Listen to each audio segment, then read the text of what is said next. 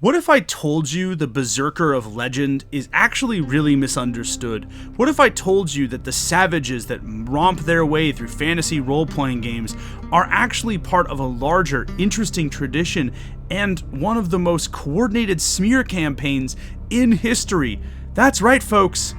We need a better barbarian. Hello everyone and welcome back to Desks and Dorks.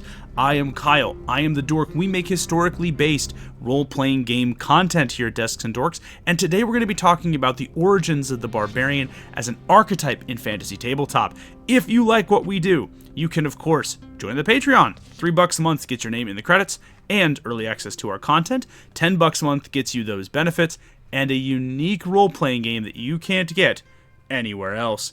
Of course, we can talk a little bit about our digital storefront. If you want any of our role-playing games, you can purchase You Have Always Lived in the Lighthouse, After the Rain, or any of the other amazing Desks and Dorks titles over at itch.io. But if you want physical copies, you can get them from Tabletop Bookshelf, Indie Press Revolution, and Exalted Funeral. With that out of the way, what are we going to be discussing? We're really going to be delving into the core character archetype of the barbarian, where aspects of the archetype come from, how we can improve it, and how to use it in our games. And first, we gotta talk about racism in Antiquity, because yes, the word barbarian actually draws its name not necessarily from the Romans, well, at least not to start, but from the Greeks. Yes, the good old-fashioned Greeks, urn painting, Hercules loving Greeks, decided that they were going to coin a term in the early age of their city-states. That word was barbaros. And if you were barbaros, you were literally anyone other than Greek. So congratulations, those of you watching this video who are not Greek, you are now officially level 0 barbarians, like me. We did it, team. Good work. If you are Greek, congratulations, not a barbarian. I'm sure you can do something really cool with your life outside of being a barbarian, like the rest of us. Now, this applies to anybody that isn't Greek, and that does conjure up minds of those, pale, blonde-haired Northmen coming in from the north, like, in Norska in Warhammer Fantasy, for example. However, it also applies to people like the Romans, who, again, would have been viewed as savages by the Greek city-states, which is very funny given what happens to the Romans and how they start using the word barbarian. We'll talk about that in a second. But it also applies to people like the Persians, who by all accounts had a pretty sophisticated empire, both in terms of their economic practices, their logistics, and the structures that held their empire together. And it also goes a long way into explaining the hostility of the family in My Big Fat Greek Wedding. Now, again, I mentioned the Romans because how we think about the Roman idea of the barbarian is also pretty accurate to how the barbarian is portrayed in fantasy media at large. Again, the Romans actually were part of the people who did this sort of smear campaign against their enemies. They used the idea of the barbarian, the idea of the savage, to paint the individuals that they were attempting to conquer, those tribal societies like the Iceni, the Alemanni, the Veii. They would have used that idea of barbarian to essentially bulldoze over a lot of unique cultural identity and to eliminate those people while they were pushing them out of their land. It is actually something that is deeply echoed in the way that the United States government used a blanket terms for the Native Americans as a way of sort of wiping out unique and individual tribal identities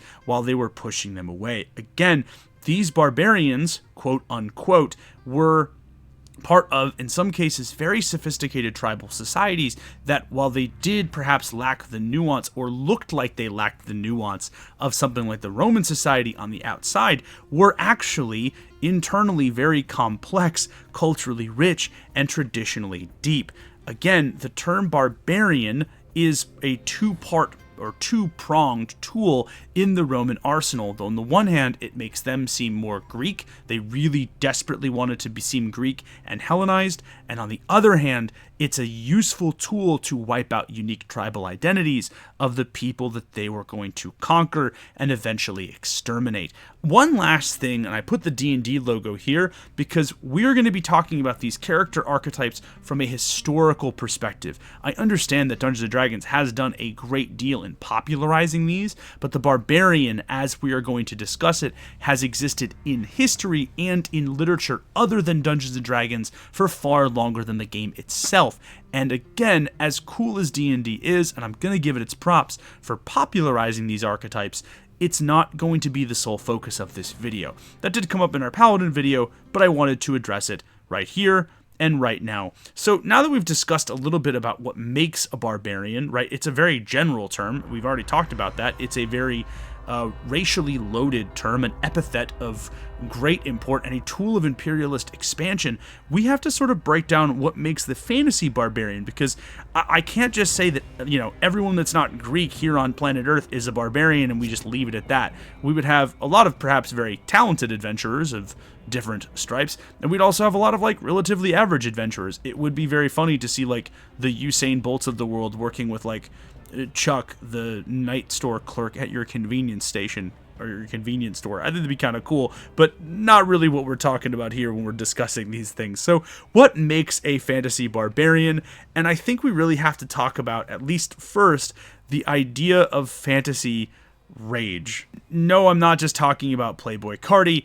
I really mean the idea of the fantasy rage. The barbarian is an individual who comes into battle, works basically in the battlefield entirely through the strength of their anger. They are people who are able to take massive amounts of damage, dish out tons of punishment, and then wake up afterwards in a catatonic state from the rage that they were able to use as fuel for the violence that they inflicted. Now, this comes from potentially a lot of different things. Again, we talked about the Romans, but much of what the Romans did was propaganda. Again, it's really useful as a tool if you want to exterminate another outgroup.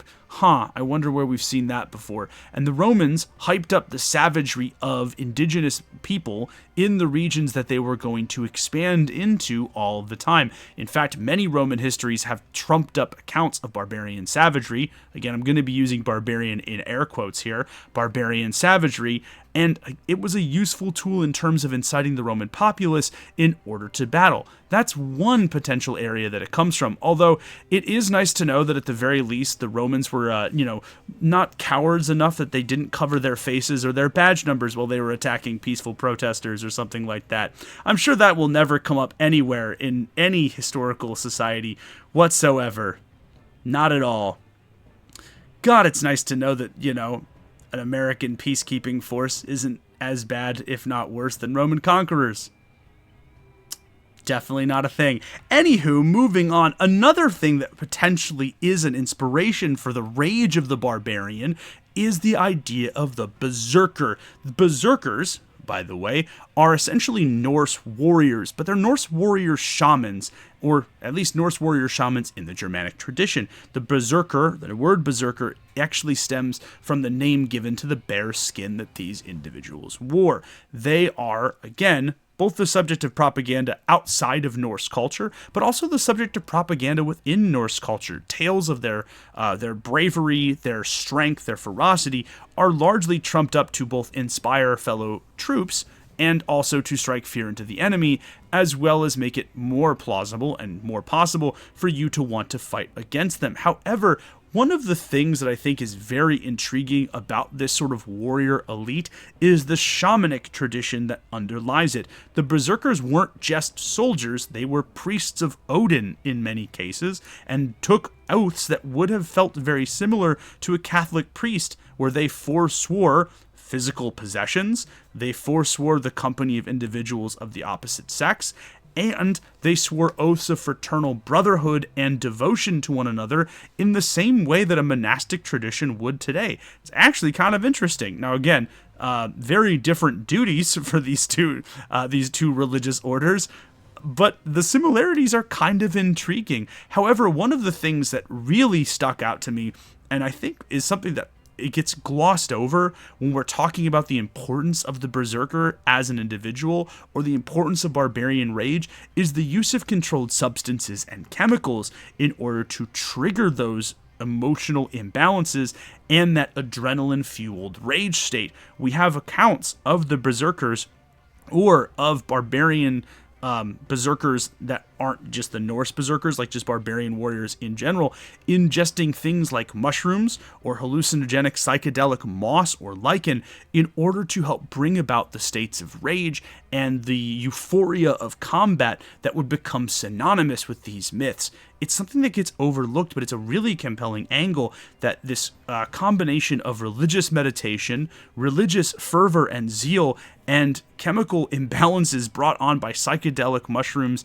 and other illicit substances all go to sort of creating the powerful berserker, the rage barbarian as we know them today.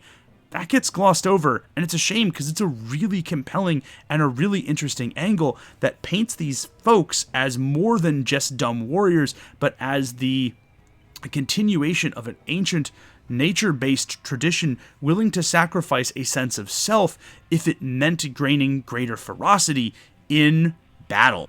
But the barbarian isn't just a savage warrior, they're also displayed as conquerors. Again, this comes largely from Roman and romanticized accounts of the Roman Empire and the effects the barbarians had. One of the biggest ones is Brennus, who would have been king of they're not technically the Gauls, but the Proto-Gauls, who actually laid siege to Rome and sacked it for the first time. Again, it wouldn't be sacked until this fine individual, Alaric of the Visigoths, would later come in and conquer Rome as well. But these traditions in Western antiquity would go a long way into proving and creating the stereotype of the barbarian as this massive conqueror, somebody who was out to plunder, to sack, to burn, and to destroy at a later date. All of this does matter, but it kind of gets lumped into the idea and the myth of the barbarian as this sort of overlord. And realistically, though, there's one thing that gets glossed over, but the barbarian, as we know them, was kind of an adventurer. This is where we're going to draw again upon the Norse inspiration rather than on Germanic or Gallic inspiration, but there is perhaps no greater adventurer in the medieval world than Harald Hardrada. Harald, the king of Norway. Harald, the guy who would become a captain of the Varangian Guard of the Byzantine emperors, and Harold, who would go on to fight in that little, that strange conquest, maybe you've heard of it. Oh, that's right, the War for English Succession in 1066. He's part of the reason Harold Godwinson loses the battle to William, Duke of Normandy, because the guy had to deal with Harold Hardrada's forces at the Battle of Stamford Bridge. This means, and by the way, Harold Hardrada dies in combat, composing his own death poem and having the person next to him write it down. This is an apocryphal story, by the way. It probably most likely didn't happen, but the idea that the dude is literally writing, rewriting, singing, and then revising mid-combat his own death hymn is one of the most metal things I've ever heard, and B, bars. It's just an awesome concept. But yeah, barbarians, again, quote-unquote barbarians, like Harold Hardrada, existed in many cases. They were able to sort of push the boundaries of what we know in terms of navigation. They would find positions in court as bodyguards, mercenaries, assassins, or any number of other positions, and they would make a name for themselves for sword and coin. All of that goes quite a long way to explaining the importance, the enjoyment, and the critical nature of somebody like Harold Hardrada, but also of the barbarian as an adventurer. But that's not all we have to just look. I'm gonna be honest with you. We've gotten this far into the video. I think you all know what's coming, and I'll be honest. We can't wait anymore. He's back! Ladies and gentlemen, allow me to introduce or reintroduce Conan. I wish would the Barbarian.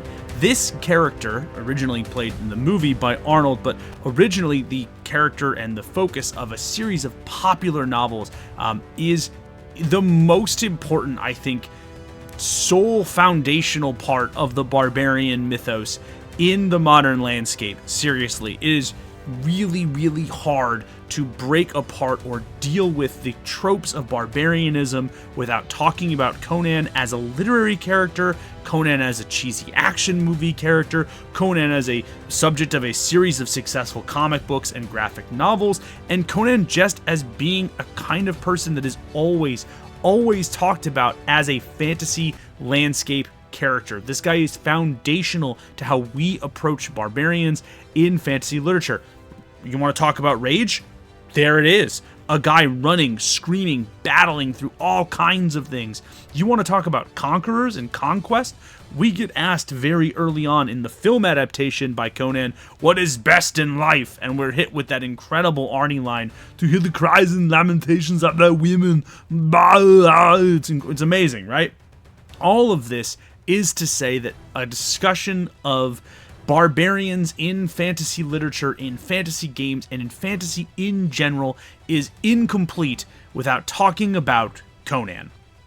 And it's not like you couldn't participate in role-playing because of Conan. During the 80s, when the comics were actually really big, you could play a mail-in combination war game, role-playing game in the form of the Hyborian War, where for, a set amount of money every single month, you could manage a small, medium, or large kingdom and take turns. Yes, for $5 per turn, you too could manage your own small kingdom in Conan. By the way, there are games of this that are still ongoing and you can participate in them. I found these communities on Reddit, which I thought was really interesting because that's super cool. You could actually participate in those things, and that's kind of neat. But Conan also has a lot in common with traditional tabletop role-playing. One of the big things is the idea of a party. You might recognize Belit, the pirate queen, a sort of roguish individual who participates in that with Conan, but several times Conan teams up with priests of Mitra, which is this sort of god of light, goodness, the sort of, not Christian, but the good god stand-in parallel there. But Conan also has a host of other friends from the different places he visits who help him out on quests and during battle. It's one of the things that I think is actually really enjoyable about Conan is, yeah, usually he does everything solo dolo, but every now and again he does team up to sort of make a Hyborian Justice League kind of thing, and I think that's pretty neat.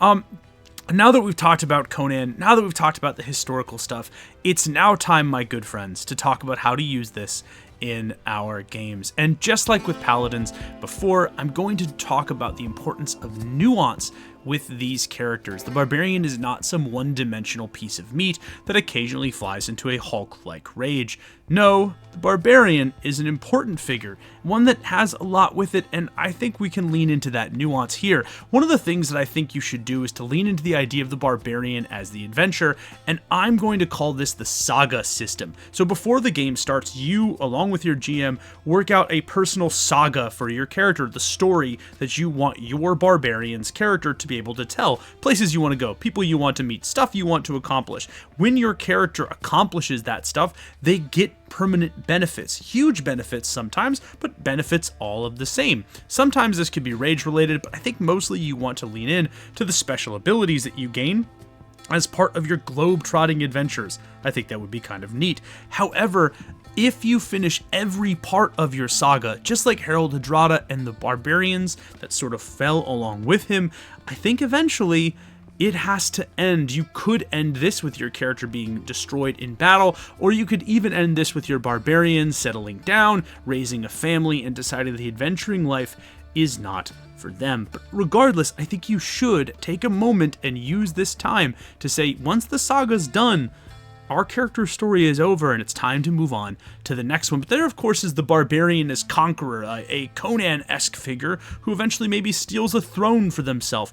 Taking towns, regions, fortresses, castles, whatever, allows you to essentially quote-unquote level up the Barbarian as conqueror archetype. This means that instead of flying into rage, you're able to summon units from within your domain. I envision this as being interesting because now your character has an impetus or a reason to go seek out important things and useful places to conquer, not just because there's treasure or, story motivations, but because doing so grants them access to exotic units, better units, or upgrades for the armies that they command. This makes it really interesting because, again, I think the barbarian oftentimes gets overlooked for their importance in leading armies, whether they're tribal armies or, in some cases, the armies of Rome. Again, we often forget that Alaric the Visigoth, the guy who sacks Rome, was a Roman soldier for a very long part of his military career. It's an overlooked thing, and I think it's something that we should continue to think about for our barbarians. But of course, finally, the Berserker Chemist. I have cooked up two ways for this.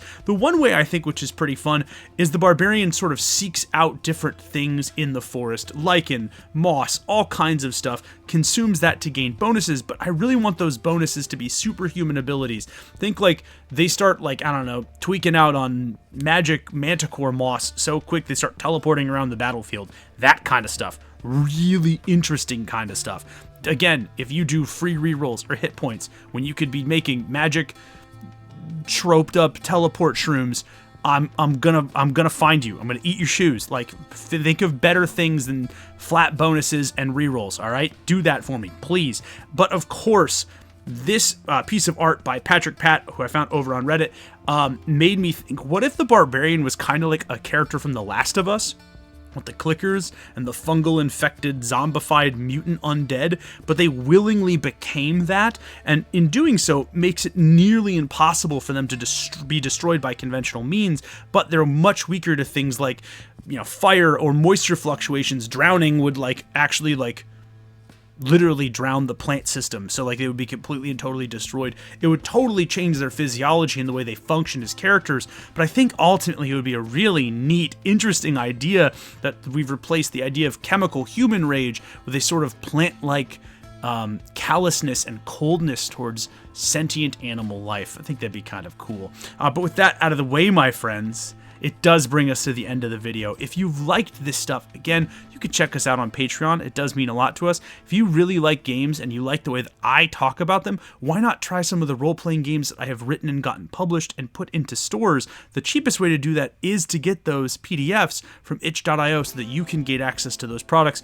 at the most reasonable price. But if you're like me and you absolutely love and adore having something for your coffee table or your bookshelf, you can get physical copies of Desks and Dorks games from Tabletop Bookshelf, Indie Press Revolution, and Exalted Funeral. With that out of the way, we are going to jump to the Q&A section. If you want to take part in the Q&A section, all you have to do is join the Discord. It's totally free. It's free $59 to do so. I post those links or the calls to these sort of Q&A things. So if you had questions about barbarians, you can get them answered. Links to the Discord in the description below.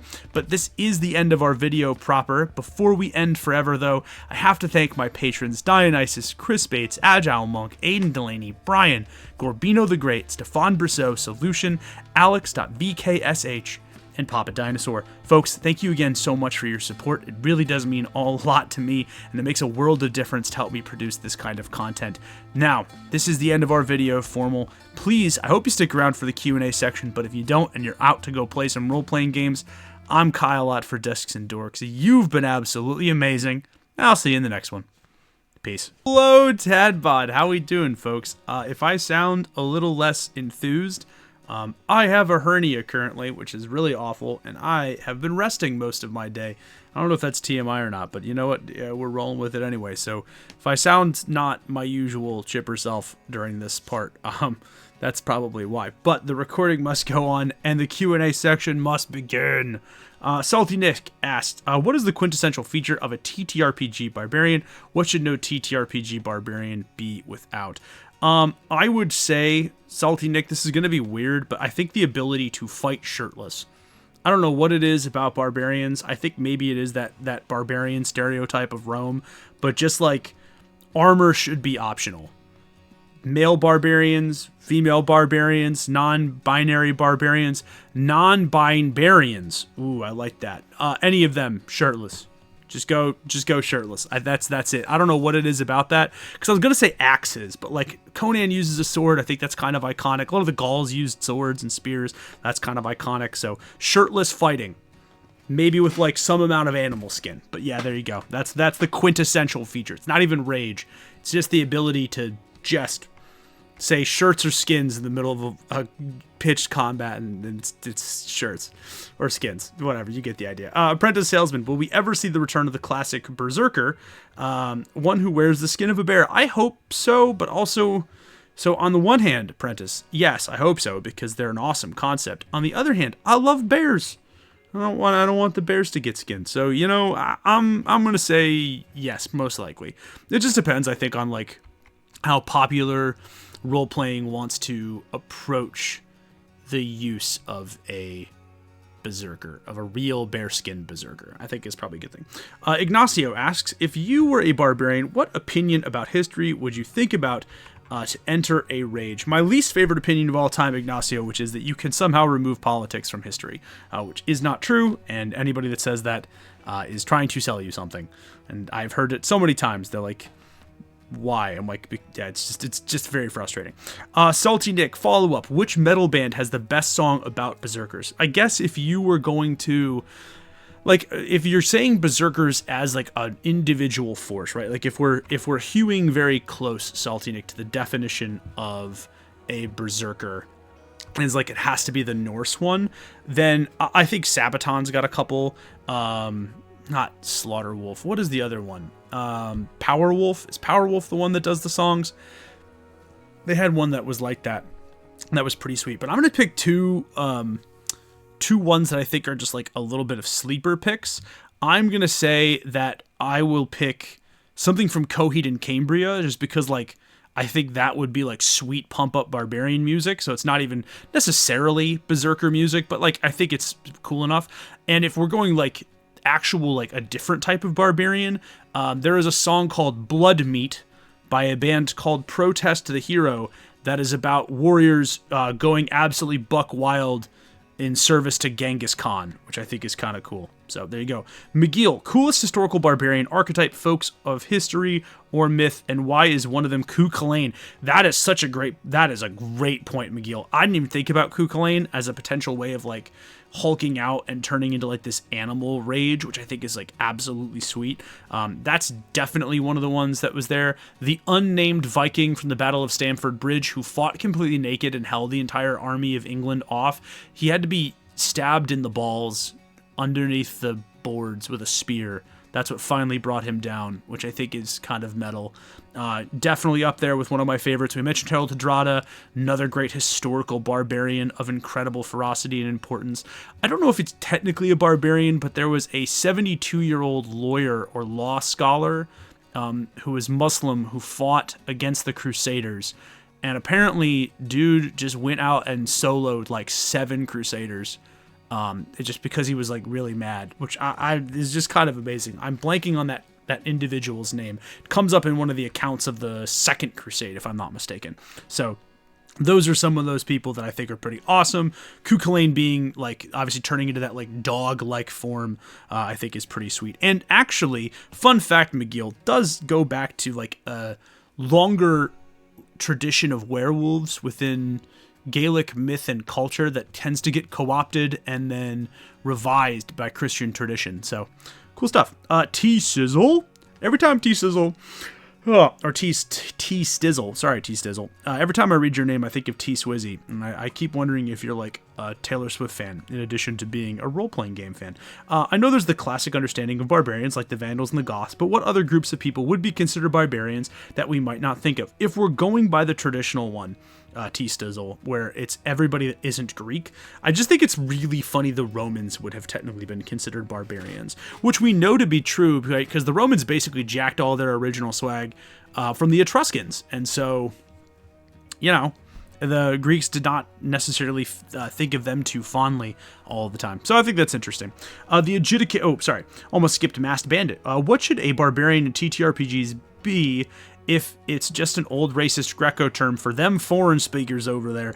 I love the idea that in the ancient world, like there's this sort of king of the hill thing where like, God dang it, Odysseus. Like, I think that's great. I love that. I think in general, right, Masked Bandit, I think we did a pretty good job of laying them out, but I like the idea of the barbarian being a conqueror, an alchemist, an adventurer. I think those are all really good things, and they certainly fit the archetypes, I think, a lot better than something like just a bloodthirsty, frothing at the mouth rage monster. So that's going to be my pick, I think. Adjudicator, do we all agree that barbarians should have to eat hallucinogenic amanita mushrooms to enter their rage, and thus there should be foraging downtime phase to their class? I mean, I literally just advocated for that. So I do agree. I think they'd be kind of cool. Are the claims that berserkers ate amanita mushrooms before battle true? So here's the thing with like any claim from this time period. We know that it happened at least a couple times. I don't want to say it was very widespread. Obviously, we're in the conjecture zone right now. Conjecture zone. But it's one of those things that I think, I don't know how widespread it was, Adjudicator. I do know that it did happen. I do know that in multiple cultures, there were the use of psychedelics as a form of military or martial prowess, and I think that's important for us to consider. So I'm going to say, is it true? Yes. Is it as widespread or big of a load-bearing thing as popular myth and legend suggests? Most likely not. That would be my thing. Sabasun has a couple questions. Well, Sabasun, I hope we have a couple answers. In Grettir's saga, Grettir meets a berserker and slays him while he is starting to frenzy. I remember a teacher mentioning that one possible reading of the scene is that the berserker is fake and the frenzy is just an intimidation tactic in this case. Okay, so yes, that is possible. So English translation, specific saga.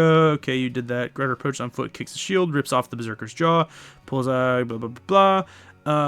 One can reason the main mechanic of Berserker Rage evolves around morale. They increase their own morale with self-induced frenzy and lower the morale of others with their fearsome behavior and reputation. Do you agree or disagree with having arguments against that? So I think that's a very long-winded way of asking that question, Sabasun, but I think, and I'm gonna paraphrase what I think you're getting at. What I think you're saying is, does it make sense that the reputation of the Berserker is not as legitimate as it might seem, and was it used potentially as a propaganda technique to demoralize enemies or potentially inspire allies? And to that I would say, most likely yes. In some cases, I find it incredibly dubious that it wouldn't be, right? We talk about all warfare being deception, right? Sun Tzu was very, adamant about that.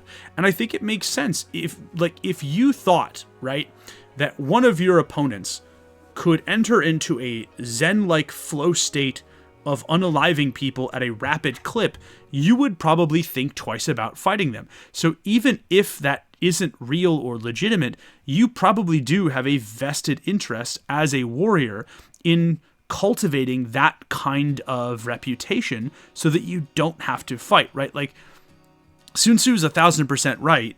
The battles that you put off or the battles that your opponents just give are already won for you, right? Which is a huge deal. Reputation is massive. Part of the reason that the Spartans are so remembered is their reputation, which ironically enough, they weren't the best soldiers in Greece for most of Greece's history. I get that that's shocking to some people to think about, but realistically, they weren't the most feared. The Athenians probably had a better military tactical understanding. Not the Minoans, the Mycenaeans, because those are predated them, but Crete had a much better understanding of maritime combat, and Argos is probably pound for pound the best warriors in Greece. The Argosi were terrifying, right? So again, I think to your point, I think there's a vested interest in pretending you have that, and it does make sense if that is a potential narrative. So to me, that does seem plausible. It actually seems likely in some cases. I would hype up my own reputation all the time if it meant I didn't have to fight for my life. Are you kidding me? How much can you imagine people taking advantage of their reputation for their own, such as bandits? I could imagine many people taking advantage of it for their own. One of the things that does happen, holmgangers, the professional judicial duelists in Viking culture, often try to cultivate their sort of personality, kind of like professional wrestlers in a weird way, where they tried to cultivate a personality that made them more fearsome, because if it made you more fearsome, you could draw a higher wage for fighting in judicial duels on behalf of other people. So again, I think mostly human beings want to cast a bigger shadow than we have throughout all of human history. I think that's just normal. What else defines the barbarian in the TTRPG outside of raging and berserking? I don't know much about other systems, but at least in D&D inspired games, that's the main thing. But yeah, we talked about it. The idea of adventuring, the idea of conquest, I think are really important ones. I think a sense of tribal identity also, and I really wish actually Sabas and I had made this its own slide, but I think a sense of unique tribal identity really does go quite a long way to sort of defining what the barbarian is. And it's something that is really hard to study as a historian, or even as just an amateur historian, because so much of that has been lost because, shocker, imperialism as a force, as a concept within an empire or a nation state, wants to destroy things that are unique to other cultures, because in doing so you make consuming and subsuming those cultures into your own much easier. And so a unique tribal identity and unique tribal cultures, we kind of miss out on a lot, unfortunately. So I think that's part of it too. Dionysus asks, I've mentioned that Ku Klux one of his favorites, which is great. My question is, what are other fun ways in which we can stop our players' rage state, or should we not mess with that core mechanic? I think you should mess with that core mechanic, Dionysus. Shockingly enough, I think I want to mess with all of the core mechanics all of the time, says the guy who writes RPGs for a living. But like, I think that's part of it for sure. How do you do it? In terms of like how you do it, like you give the example of a lullaby or a strike, a specific coin on top of their heads ends the rage, or maybe it's even a fatal flaw. Making it a fatal flaw is very interesting and does fit with like Ku Klux, for example, who like, yeah, the rage is what really does help him out, but it's also inevitably what spells his downfall. So that is something to sort of take into account. In terms of other stuff, though, right? It's like, you know, what else could you do? One of the things that I'm reminded of is the Gaelic werewolf myth, where the words of someone who you genuinely love and appreciate are what break that curse or causes that curse to go. This is, I think, really interesting because, like, if you, as a party member of this barbarian, become that loved one, those words are really powerful. But I think of, like, imagine fighting an evil berserker or an evil barbarian who enters into that state and, like, using spells to sort of cobble together an imitation of the person they love's voice. Like, how cool would it be within like a game to spend all of it not looking for like a specific weapon or thing, but using knowledge of, you know, the person they love. Like, let's say they lose their wife or their grandmother or their brother, right? And you spend your game cobbling together this sort of a magical amalgamation that sounds like the voice of their beloved who's been dead for so long. How tragic of an end to that villain would it be if the last thing the villain hears before your players strike them down is the voice of someone that they had loved and lost and thought they would never hear again. I don't know. I find that to be really beautiful and perhaps very poignant for games. I'm sure there are other ideas, but just I think that one in general is such a cool way to build pathos into a story. Now I really want to do that. That's like, oh, what a gut punch, man. That sounds great. There is that. You could also, if you're doing the chemical thing, I guess I'll do one more for you, Dionysus, but if you're doing the chemically induced rage, then all of a sudden having like alchemy or something along those lines to help you piece together a clue. Maybe you find a way to like aerate mushroom powder or something into the world so that you can, you know, spray that everywhere and cancel out the rage of everybody else. Could be cool. Could be neat. And our last question comes from New Polydad. Is the naked savage trope Roman propaganda? Yes. Rooted in ancient battle traditions, or both?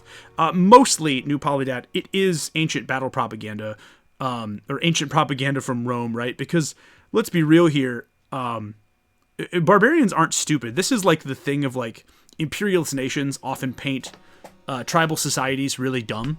It happens all the time. Obviously, again, I've talked a couple of times already about the parallels between the way that Rome treats the Gauls and the Alemanni, the Iceni, the Veii, and the way that like the American government treats the Native Americans, and sort of this like hyped up shirtless savagery is part of it. Like tribal warriors aren't dumb, you know what I mean? Like they'll be like, this whole armor thing, super useful, crazy useful. We should probably use that. And I imagine that they probably would use that all the time. Again, massive thing, huge thing. One of the things that, like, you know, probably would do. So I find it hard to believe that, like, they wouldn't engage in using armor, or at the very least, like, try their best to do everything in their power to help them survive. So I think it is mostly Roman propaganda. That would be my guess, is it's mostly Roman propaganda. Now, are there some cultures who engage in that kind of ritual fighting as like a kind of, again, like ritual or proving right? Sure. But again, it is mostly a way to sort of paint a tribal society as being savage or backwards or worse than us, or in us being the Romans in this case. So I think with that, my friends, that is the end of our Q&A section. Again, if you like this, if you enjoy this content, liking, sharing, all the YouTube pleasantries, Patreon, buy some games, play some games. I would love to hear what folks think about some of the games that we make. It'd be kind of cool. So if you've played one of our games, sound off in the comments. I would love to hear it. But until next time, folks, I'm Kyle out for Desks and Dorks. You're all awesome. You can go join the Discord if you want to be part of this next time. But until next time, you're all awesome. And I'll see you in the next one. Peace.